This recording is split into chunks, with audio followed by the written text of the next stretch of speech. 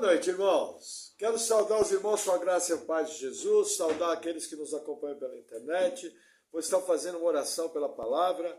Senhor, te agradecemos por tua boa e santa palavra. Eu peço em nome de Jesus que o Senhor venha me capacitando a transmitir a palavra de maneira bíblica e que o Senhor venha dando entendimento aos teus filhos. Vem com o teu poder, Senhor, edificando tua igreja. Amém. Amém, irmãos. Estamos no capítulo 21 de Lucas. Jesus está na sua última semana de vida e ele fez afirmações impressionantes sobre o final dos tempos. Na última palavra, nós vimos os sinais que haveriam de acontecer antes da vinda de Jesus. Lembrando, esses sinais se dividem a nível de estudo em dois grupos. Os sinais da certeza da vinda de Jesus, que são aqueles que você vê que são guerras, rumores de guerras, pestes, terremotos. Cada vez que você vê isso, você vê que são sinais da certeza da vinda de Jesus. Certeza por quê? Porque da maneira que ele profetizou, tem acontecido. E existe o segundo grupo de sinais, que é os sinais da iminência. Nesse texto que nós vamos ver agora, nós vamos estar tratando do que nós chamamos dos sinais da iminência da vinda de Cristo. Presta bastante atenção, é um texto importante, o qual existe algumas visões desequilibradas sobre ele. Então, Lucas 21, versículo 20 diz assim: Mas quando virdes Jerusalém cercada de exércitos, sabei então que é chegada a sua desolação. Vamos fazer uma pausa aqui. Lembram qual foi a pergunta dos discípulos? Eles estavam saindo do templo, Jesus estava fazendo suas pregações no templo, já tinha havido a entrada triunfal, ele já havia feito a purificação do templo, expulsando os mercadores, e saindo do templo os discípulos comentavam, veja como é lindo. E realmente o templo de Salomão, que tinha sido reformado por Herodes, era uma das obras-primas da humanidade. E aí Jesus vem com uma afirmação, na verdade não restará pedra sobre pedra. E aí os discípulos fazem duas perguntas, quando isso aconteceria e qual seria o sinal da vinda de Cristo.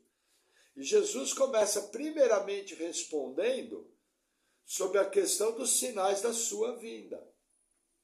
E aqui ele vai falar do quê? Da destruição do templo. Quando virdes Jerusalém cercada de... Aqui que eu comentei na nossa última palavra. Tecnicamente, isso daqui era impossível. Por quê? Porque o mundo vivia debaixo da Pax Romana. Roma, mesmo sendo com mão de ferro, garantia paz em todo o império. E os judeus gozavam de extrema liberdade dentro do Império Romano. Vocês terem uma ideia, o único povo que não precisava queimar incenso em adoração ao imperador. E enquanto, vocês terem uma ideia como era forte isso, enquanto os cristãos foram encarados como uma seita do judaísmo, eles não tiveram problema com o governo de César. Quando o judaísmo conseguiu mostrar que os cristãos não faziam parte do judaísmo, aí eles passaram a ser perseguidos. Por quê? Porque eles não queimavam incenso e não adoravam o imperador. Prova disso, Atos 21, o julgamento que Paulo tem, comparece um orador chamado Tértulo, que tenta mostrar que Paulo estava desrespeitando, estava fora das leis judaicas. Então é importante você entender esse contexto, por quê? Porque mesmo estando debaixo de um governo estrangeiro, Jerusalém vivia segura, as fortunas daqueles homens eram garantidas. Eles continuavam poderosos, continuavam fazendo seus negócios, continuavam fazendo tudo. Então quando Jesus faz essa afirmação, Jerusalém cercada de exércitos como? Se Jerusalém já está dominada.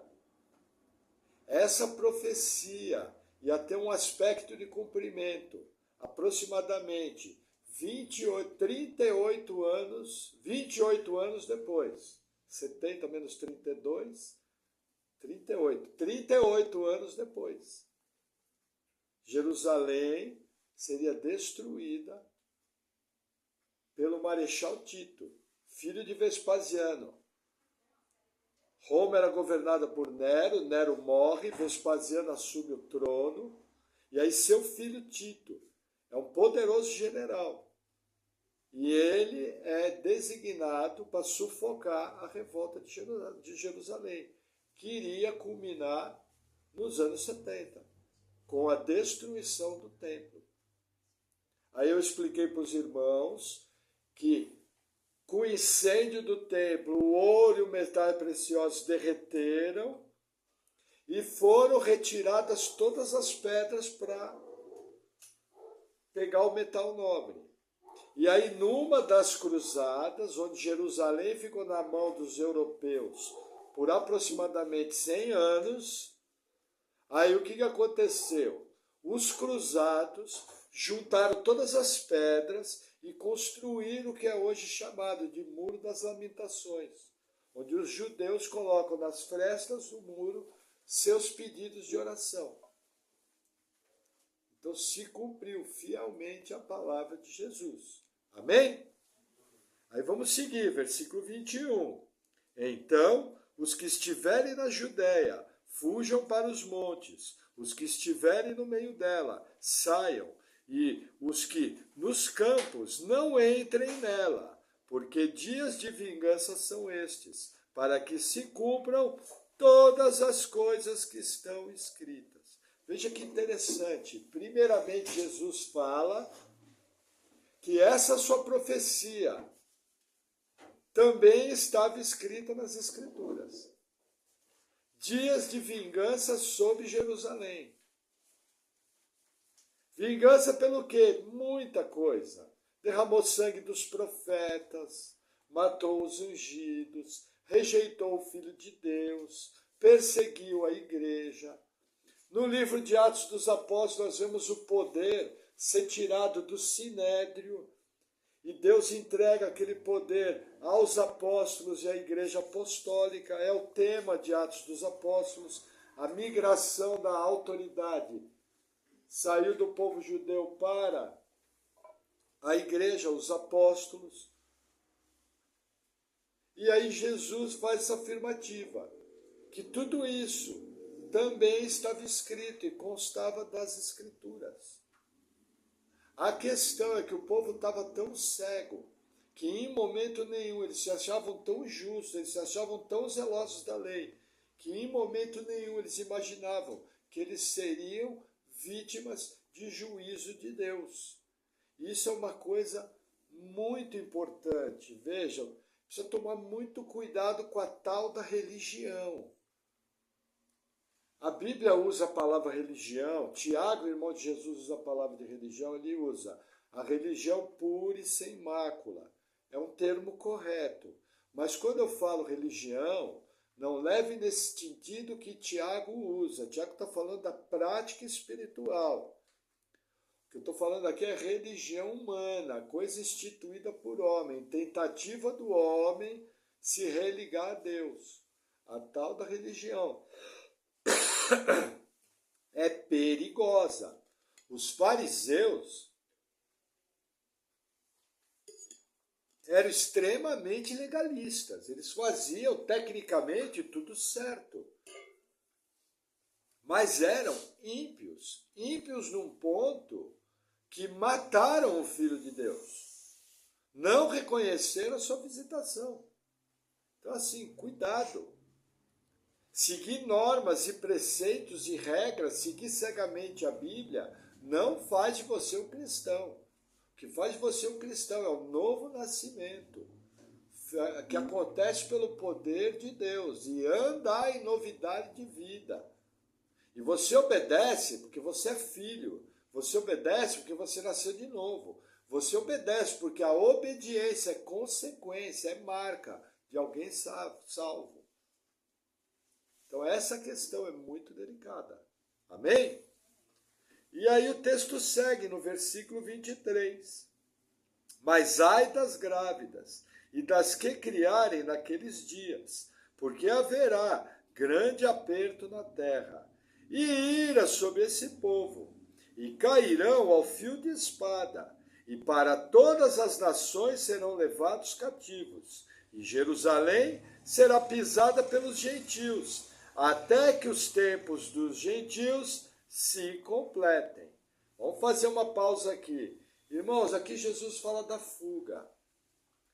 A tradição da igreja conta que quando em 66 depois de Cristo começou a revolta, os cristãos que moravam em Jerusalém, os que ainda restavam, aqui Tiago, irmão de Jesus, já havia sido morto. Jerusalém passava por uma grave crise política. E num determinado momento, os judeus achavam que iam poder virar a mesa contra Roma. E aí o que acontece? Quando os cristãos viram aquilo, eles lembraram da profecia de Jesus, essa profecia especial. E a tradição da igreja conta que todos os cristãos fugiram de Jerusalém. Aonde eles se refugiaram? Se refugiaram na cidade de Pela, no país chamado hoje Jordânia, nas montanhas. E a tradição conta que nenhum cristão foi pego dentro de Jerusalém pelo cerco. Por quê? Porque tiveram olhos para ver e ouvidos para ouvir. Então, assim, o cristão tem que prestar atenção naquilo que acontece ao seu lado. O cristão, ele tem que ser vigilante. O cristão tem que ser sábio. Ele não pode ter um fanatismo cego, mas quando ele olha determinadas situações, ele tem que se afastar daquilo, ele tem que olhar para a Escritura, ver o que a Escritura fala sobre o assunto e se posicionar. Aqui no caso, os cristãos escaparam e salvaram sua vida. Mas nós temos várias situações no nosso cotidiano, várias situações descritas pela Bíblia, que nós simplesmente poderíamos nos livrar de problemas, se apenas obedecêssemos. Simples assim, de maneira simples, seguíssemos o que a Escritura diz. Eu já me livraria de muitos problemas, pode ter certeza. Uma grande parte dos problemas que a igreja passa são causados por ela mesma. E qual o motivo? Desobediência. Como dizem os queridos irmãos pentecostais, não dá brecha, irmão. Como dizem os queridos irmãos reformados, o alfabeto do crente não é A, B, C, D, é obedecer. E os dois estão certos. O obediente nunca dá brecha. Você quer viver uma vida mais tranquila, uma vida com menos problema, perceba as situações à sua volta. Perceba as atitudes das pessoas. Cuidado. Quando a pessoa está indo no caminho errado, ela fica cega. Essa geração aqui foi cegada por Deus. A Bíblia ensina isso. E a consequência foi terrível. Crianças morreram, bebês foram comidos vivos. Flávio Joséfo registra que no cerco de Jerusalém, mães comiam seus filhos, porque não tinha comida. Gangues andavam dentro de Jerusalém matando pessoas. Estava havendo uma revolta contra o governo romano e uma segunda revolta lá dentro. Tipo o PCC, o Comando Vermelho, estava operando dentro de Jerusalém. Mulheres eram violadas. Pessoas mortas na rua. Estima-se que mais de 1 milhão de judeus morreram no cerco de Jerusalém, só no cerco direto. Fora da cidade havia legiões romanas, mas a maioria dessas legiões era formada por povos da região. Por quê? Porque custaria muito caro você pegar lá 18 mil homens, 20 mil homens e transportar da Europa para Jerusalém. O que o governo romano fazia? Pegava toda a liderança do exército, trazia para a região onde ia ter o ataque, e aí ele contratava soldados mercenários. E quem ele contratou? os piores inimigos do povo judeu, que odiavam o povo judeu. E conta que quando eles entraram na cidade, eles foram sanguinários. Nem o Marechal Tito conseguiu segurar a fúria do exército. E aqui existe uma afirmação também importante. Quando você vê que a coisa está errada, se manda, dá linha, foge de encrenca, não paga para ver. Cuidado, muitas vezes Deus nos mostra, ó, vai dar errado, a coisa vai dar errado. Cuidado com aquela pessoa, ó, cuidado com aquela situação. Ó, abre o olho aqui. Eu lembro uma vez conversando com minha irmã, no trabalho dela começou uma história meio maluca. O pessoal começou a fazer umas desonestidades. Aí a irmã falou, olha, estou pensando em pedir emissão do trabalho, que daqui a pouco vai dar a polícia lá. Aí nós falamos, acho que você está certa. E a irmã pediu demissão. O que aconteceu, se eu não me engano, posso estar errado, passou 1 ou 2 semanas ou um mês. Polícia Federal bateu lá. O que é isso? Isso é visão profética, é você enxergar situações onde ainda elas não existem. Mas como você consegue enxergar isso? Você, pela Escritura, vê que aquilo está errado, ao ver que está errado, pela Escritura, você sabe que vai ter consequência, e ao ver que vai ter consequência, você fica longe. É disso que Jesus está falando. Esse texto, diretamente, está falando para o povo judeu daquela geração. Mas os princípios nele envolvidos também falam para nós. Cuidado, abra o olho. Amém?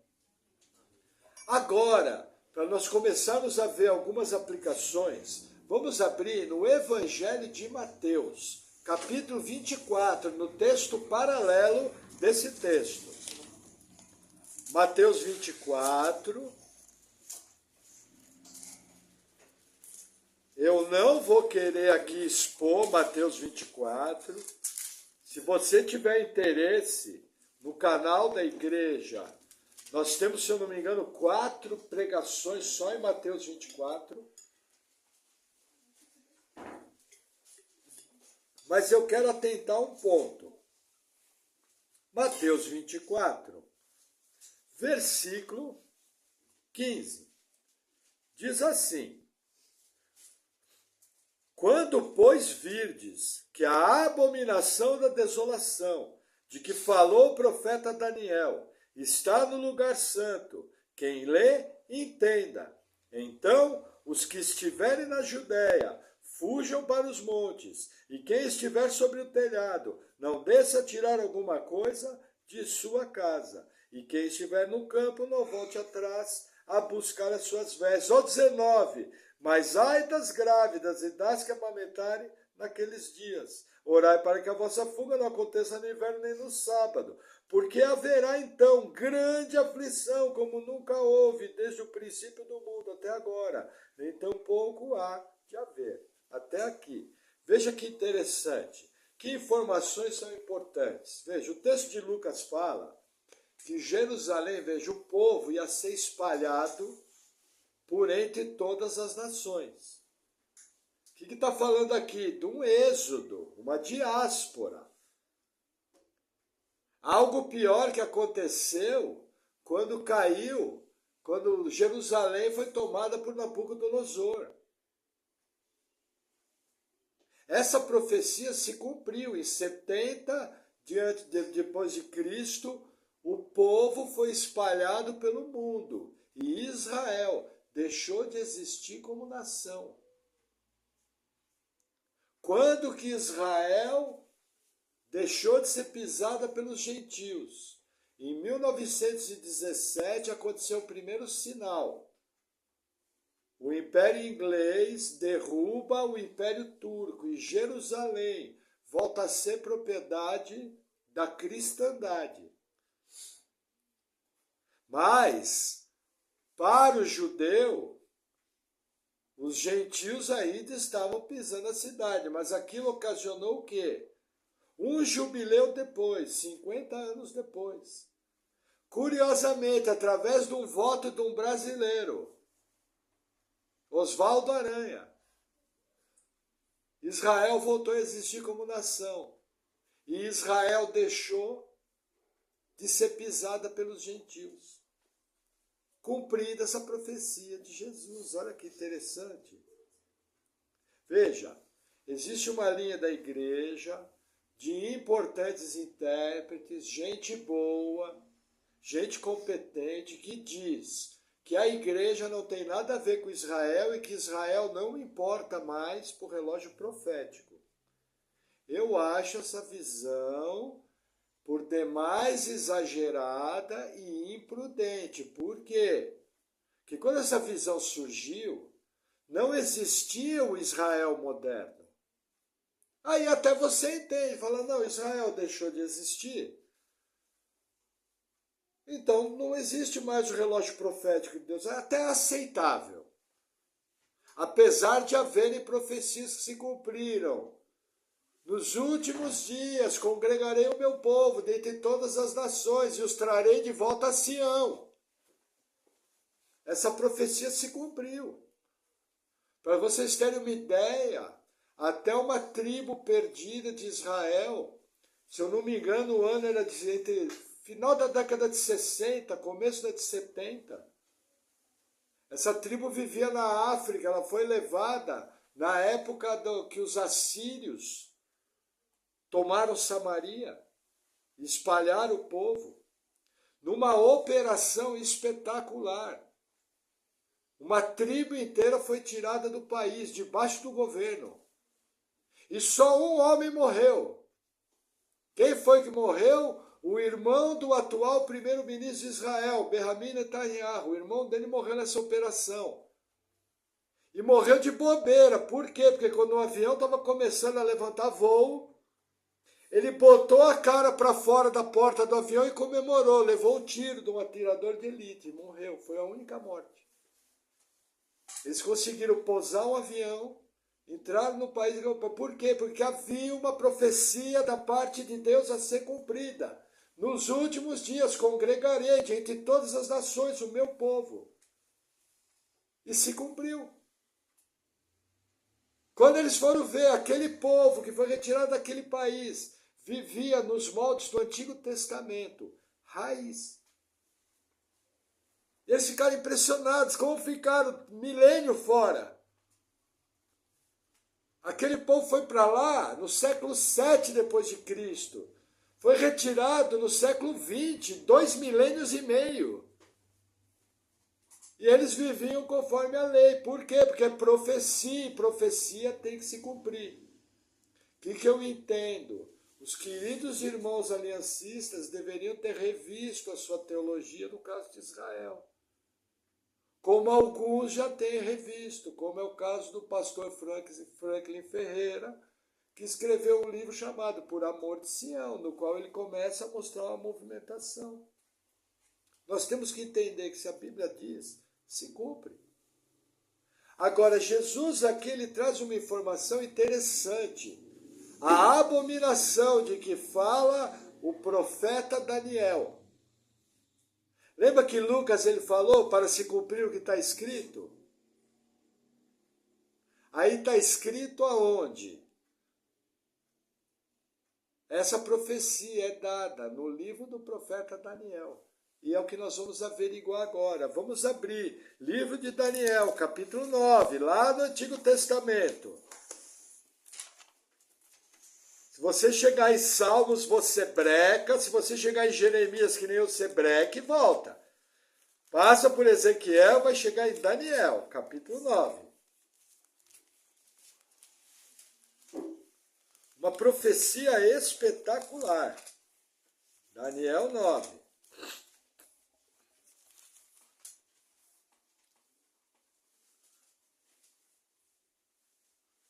Versículo. Vou ler o texto inteiro, versículo 24.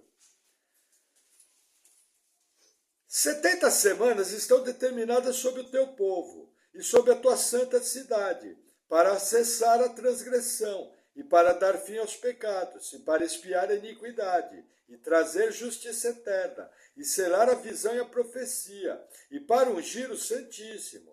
Sabe e entende, desde a saída da ordem para restaurar e para edificar a Jerusalém, até o Messias, o príncipe, haverá 70 semanas e 62 semanas. As ruas e o muro se reedificarão, mas em tempos angustiosos. 26. E depois das 62 semanas será cortado o Messias, mas não para si mesmo. E o povo do príncipe que há de vir destruirá a cidade e o santuário, e o seu fim será como uma inundação, e até o fim haverá guerra, e estão determinadas assolações. Até aqui, vamos ler o 27. E ele firmará aliança com muitos por uma semana, e na metade da semana fará cessar o sacrifício e a oblação, e sobre a asa das abominações virá o assolador, e isso até a consumação, e o que está determinado será derramado sobre o assolador. Irmão, essa profecia é tão espetacular que ela une as principais visões do final dos tempos. Visões completamente diferentes têm o mesmo entendimento aqui. Quem era esse príncipe que há de vir? O Marechal Tito. O que ele fez? Destruiu a cidade, destruiu Jerusalém.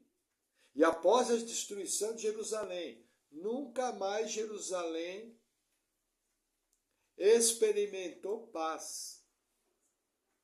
Agora, essa profecia tem algo interessante.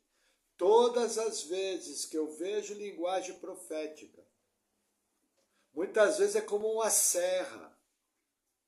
Eu estou diante de um morro, eu estou vendo apenas um cume de montanha. Mas quando eu começo a me movimentar, eu vejo que atrás daquela montanha tem outra montanha. E na medida que eu me movimento, tem outra montanha. E quando eu vou ver, tem uma enorme cordilheira. Literatura profética, muitas vezes, se cumpre mais de uma vez. Deus age em padrões. Essa profecia foi dada no século V a.C. E ela já teve 2 cumprimentos. Inclusive, um deles registrado na Bíblia. E os 2 registrados na história. Olha que interessante. Vamos voltar um capítulo. Vamos abrir Daniel, capítulo 8. Olha que barato.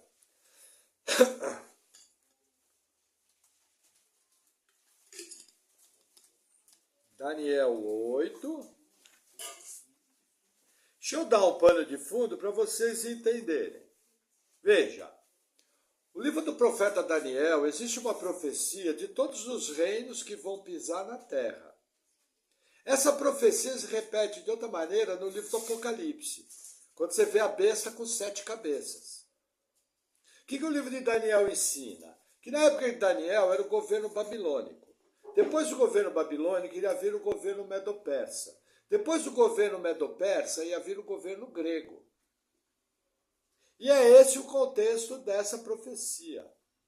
Houve a mudança do governo grego para um governo romano. Porém, existe uma discussão aí que praticamente nós estamos falando do mesmo tipo de governo, mesmo princípio, mesma teologia. Por exemplo, essa profecia que eu vou ler aqui, o meu professor, o querido pastor Antônio Neto, ele entende que essa profecia de Daniel se cumpriu 100% aqui. Se você quiser aprender sobre isso, você entra no canal da nossa igreja e vai lá, profecia das 70 semanas, visão histórica, interpretação histórica. Aí você vai ver lá embaixo, pastor Antônio Neto, quando ele pregou em nossa igreja. Aí na semana seguinte, o coitado do pastor Maurício vai lá, profecia das 70 semanas. Visão profética, interpretação profética, pastor Maurício. Uma responsabilidade enorme. Você pregar na sequência sobre uma profecia tão importante de um pregador tão competente. Meu professor, mas graças a Deus correu tudo bem. Mas qual é o pano de fundo aqui? Alexandre o Grande, Ele reinou por 3 anos e meio. Ele tomou o mundo antigo em 3 anos e meio.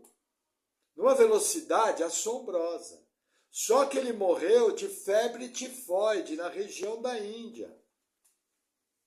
E aí o seu reino foi dividido em 4 generais.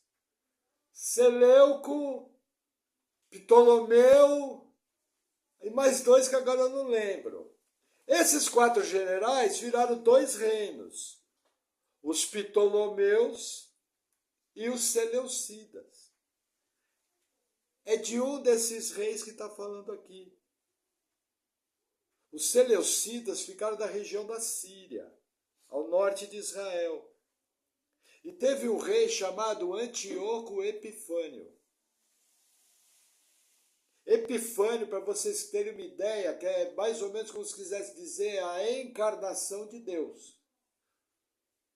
E esse Antíoco Epifânio marchou sobre Jerusalém. Tomou Jerusalém. Matou mais de 40 mil sacerdotes. Pegou um porco e sacrificou dentro do templo. Esse Antíoco Epifânio é um dos abomináveis da desolação. Olha que interessante. Daniel 8, versículo 9. E de um deles saiu um chifre muito pequeno, o qual cresceu muito para o sul, e para o oriente, e para a terra formosa, e se engrandeceu até contra o exército do céu, e alguns do exército das estrelas lançou por terra e os pisou, e se engrandeceu até contra o príncipe do exército, e por ele foi tirado o sacrifício contínuo, e o lugar do seu santuário foi lançado por terra, e um exército foi dado contra o sacrifício contínuo, por causa da transgressão, e lançou a verdade por terra, e o que fez prosperou. Depois ouviu um santo que falava e disse, outro santo aquele que falava, até quando durará a visão do sacrifício contínuo? Olha o que Jesus falou, e da transgressão assoladora, para que sejam entregues o santuário e o exército, a fim de serem pisados. 14. E ele me disse até 2.300 tardes e manhãs, e o santuário será purificado. Irmãos, isso se cumpriu, foi escrito em 500 a.C. Se cumpriu de maneira espetacular entre 171 a.C. e 165 a.C. 2.300 tardes. Foi o tempo que durou isso. Esse camarada fez um horror. Ele é o abominável da desolação de que fala o profeta Daniel. Veja que interessante, essa história está escrita num livro de história, que está na Bíblia Católica, não é um livro canônico. Na Bíblia Católica tem 1ª e 2ª Macabeus, e lá conta o quê? Lá conta que o sacerdote Matatias tinha 2 filhos. Um deles, Judas, o Macabeu, que quer dizer martelo, se levantou em revolta e eles conseguiram expulsar os gregos e restaurar o sacrifício no templo e purificar o templo. Esse é o primeiro cumprimento dessa profecia. Mas Jesus fala do futuro. E Daniel também fala, um príncipe que há de vir. Por quê? Porque é linguagem profética. Muitas vezes se repete os padrões. O pastor Antônio Neto diz que isso é uma literatura de ementa. Quando você vê um padrão se repetindo, aprendi com ele isso. É ementa.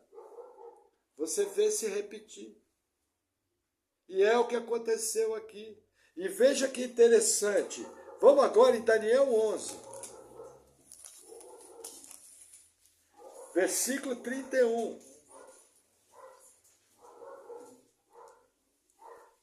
Aqui vai falar dessa mesma profecia. Mas assim que ela acabar, Daniel vai começar a falar do anticristo. Olha que interessante.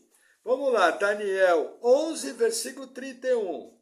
E braços serão colocados sobre ele, que profanarão o santuário e a fortaleza, e tirarão o sacrifício contínuo, estabelecendo abominação desoladora. E aos violadores da aliança, ele com lijosas perverterá. Mas o povo que conhece o seu Deus se tornará forte e fará proezas, e os entendidos entre o povo ensinarão a muitos. Todavia cairão pela espada, pelo fogo, pelo cativeiro, pelo roubo, por muitos dias. E caindo eles serão ajudados com pequeno socorro, mas muitos se ajudarão a ele com lisonjas. 35. E alguns dos entendidos cairão para serem provados, purificados e embranquecidos, até ao fim do tempo, porque será ainda para o tempo determinado. Aí no 36, ele vai começar a falar do anticristo.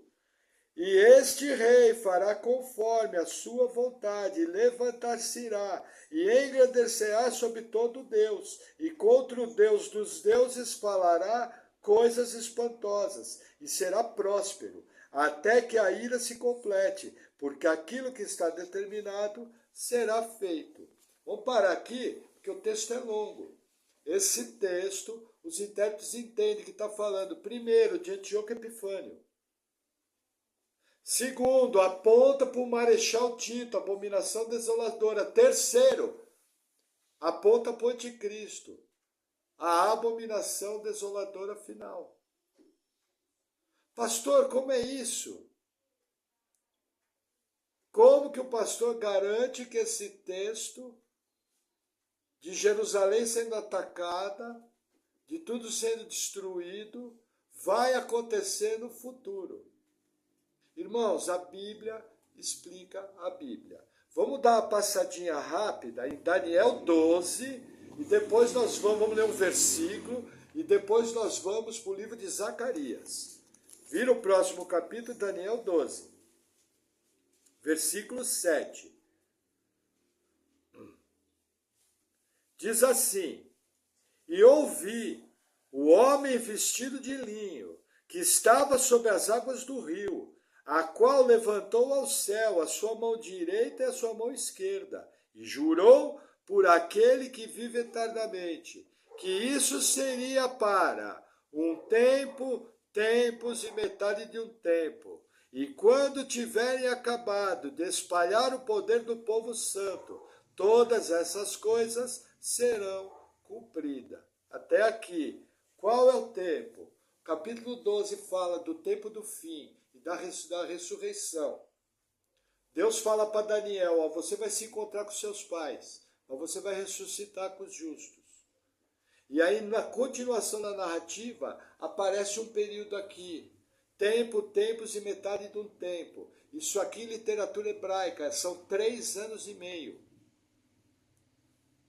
3 anos e meio, aparece no livro do Apocalipse. 42 meses, 1260 dias. 3 anos e meio. Pode ser um tempo literal? Pode, eu imagino que sim. Metade da grande tribulação, o tempo pior. Não temos certeza se é 100% literal. Agora, sempre que a Bíblia fala, e a literatura judaica fala de 3 anos e meio, ela fala de tempo de perseguição e sofrimento ao povo de Deus. Sempre. Então, 3 anos e meio, mesmo podendo ser um tempo literal, que nós imaginamos que até deva ser a metade da grande tribulação no futuro, mas está falando principalmente de um tempo de angústia para o povo de Deus, de um tempo de perseguição. Lembra que nós lemos o texto no 11? Muitos serão provados, testados e embranquecidos. A tribulação e a perseguição, elas purificam o povo de Deus. Porque quem não é povo de verdade, apostata, abandona. Estão me entendendo? Mas aí você pode falar, tudo bem, pastor, entendi. Perseguição, mas cadê o futuro? Cadê a profecia que aponta, que confirma o anticristo no futuro? nosso último texto. Livro do profeta Zacarias, capítulo 14. Olha que legal. Nós já lemos parte desse texto em outras palavras. Zacarias 14, versículo 1.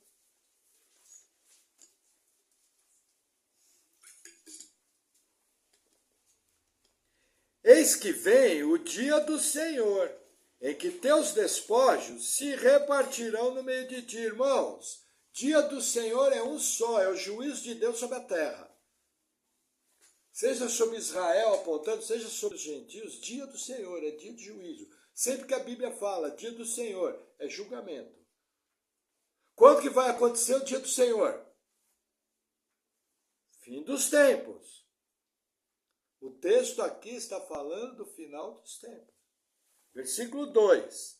Porque eu, aqui palavras de Deus, ajuntarei todas as nações para a peleja contra Jerusalém, e a cidade será tomada, e as casas serão saqueadas, e as mulheres forçadas, e metade da cidade sairá para o cativeiro, mas o restante do povo não será extirpado da cidade.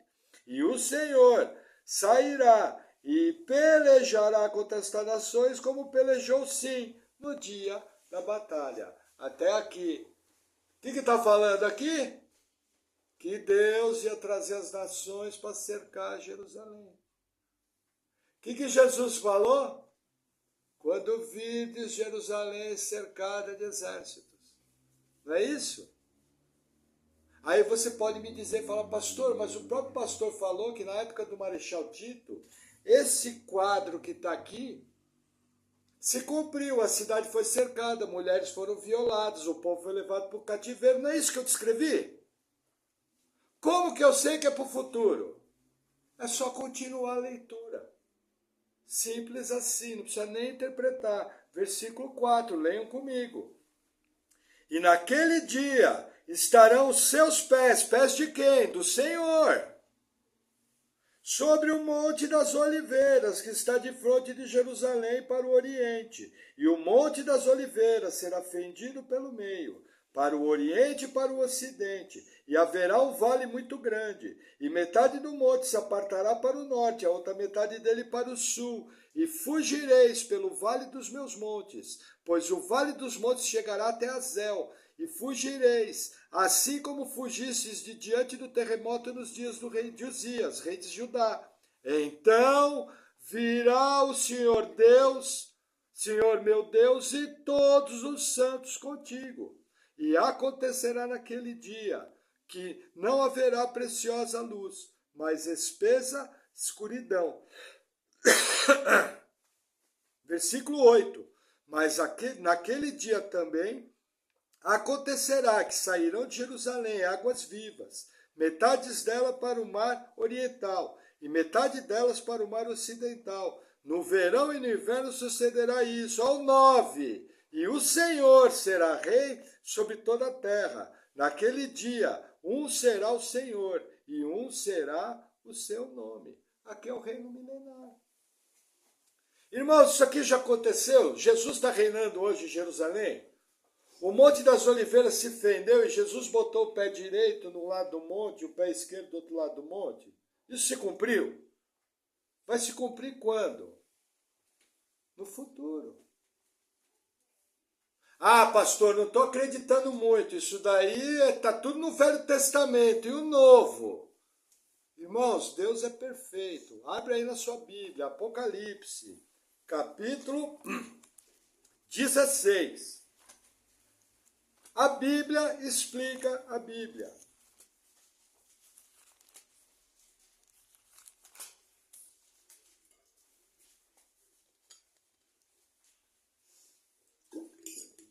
Em que ponto que nós estamos aqui?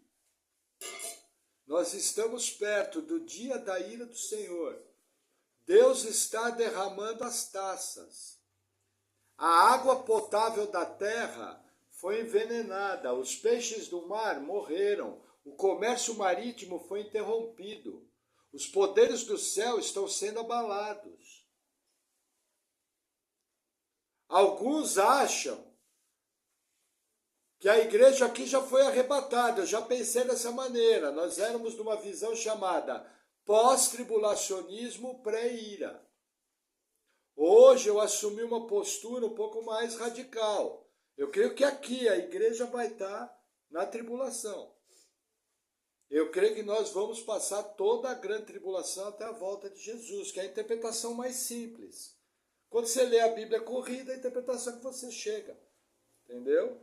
Eu avancei na minha visão através dos anos, é normal. Mas olha o que o texto fala. Apocalipse 16, versículo 13. E da boca do dragão, e da boca da besta, e da boca do falso profeta, vi sair 3 espíritos imundos, semelhantes a rãs, porque são espíritos de demônios, que fazendo milagres vão ao encontro dos reis da terra e de todo o mundo, para os congregar, para a batalha, para daquele grande dia do Deus Todo-Poderoso. Ó 15. Eis que venho como ladrão. Bem-aventurado aquele que vigia e guarda suas roupas, para que não ande nu e não se veja suas vergonhas. Ao 16. E os congregaram no lugar que em hebreu chama Armagedon. O que é isso aqui? Saem 3 demônios da boca da trindade satânica, vão até os reis da terra. Os reis da terra marcham contra Jerusalém para cumprir a profecia de Zacarias, para cumprir a profecia de Daniel, para cumprir também de uma maneira desdobrada a profecia de Jesus. E a passagem conta que tem povo salvo, bem-aventurado e santo aquele que guarda suas vestiduras, virei como um ladrão, mostrando que tem igreja na tribulação. Pastor, como você sabe que aqui é Jerusalém? É o Vale de Armagedon, o Vale de Meguido, na entrada de Jerusalém. Todas as grandes batalhas de Israel aconteceram naquele vale. Se você quiser tomar militarmente Israel, você vai ter que entrar pelo Vale de Meguido. A profecia mostra que mais de 200 milhões de soldados, o rio Eufrates vai secar. E vão passar pelo rio Eufrates. Irmãos, não fica assustado, mas só a nível de estudo. Entra na internet e procura foto do rio Eufrates, foto aérea do rio Eufrates, 1950. E vê a foto do rio Eufrates, 2025. Dá uma olhadinha lá, depois você me diz. O rio Eufrates está secando. Não estou dizendo aqui que essa profecia está cumprindo. Falta coisa ainda. Mas, um olho no gato, outro no peixe. Depois olhe lá, vale a pena. Pesquise, irmãos, é a sua vida que está em jogo. Quando o anticristo manifestar, os primeiros a virar bandidos somos nós. O primeiro que vai ter que dar linha, picar mula, somos nós. Cuidado, porque senão você pode fazer como muita gente dentro da igreja, vai estar fazendo a barba do anticristo e vai estar achando que está tudo bem. Entendeu? Então assim, presta atenção lá. Essa profecia vai se cumprir. E olha que interessante, o último texto, Apocalipse 19. O cumprimento do final da profecia de Daniel, de Zacarias. Quando fala que o Senhor viria com os seus santos. Olha que interessante. Apocalipse 19, versículo 11. E viu o céu aberto, e eis um cavalo branco, e o que estava sentado sobre ele chama-se Fiel e Verdadeiro, e julga e peleja com justiça. E os seus olhos eram como chama de fogo, e sobre a sua cabeça havia muitos diademas, e tinha um nome escrito que ninguém sabia senão ele mesmo. E estava vestido de uma vestida tingida de sangue, e o nome pelo qual se chama é a Palavra de Deus. Ao 14. E seguiam-no os exércitos do céu, em cavalos brancos e vestidos de linho fino, branco e puro. Aí olha que interessante, versículo 19. E vi a besta e os reis da terra e os seus exércitos reunidos para fazerem guerra àquele que estava sentado sobre o cavalo e ao seu exército. E a besta foi presa e com ela o falso profeta, que diante dela fizeram sinais, com que enganou os que receberam o sinal da besta, e adoraram a sua imagem. Esses dois foram lançados vivos no lago de fogo, que arde com enxofre. Cumprida a profecia, e virá o Senhor com todos os seus santos. Amém?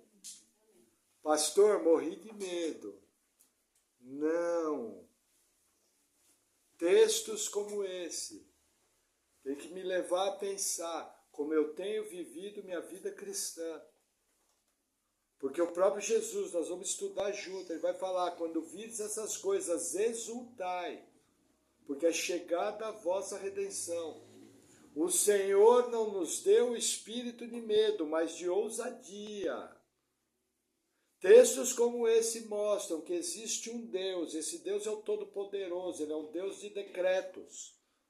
E tudo aquilo que ele escreveu já se cumpriu e vai se cumprir.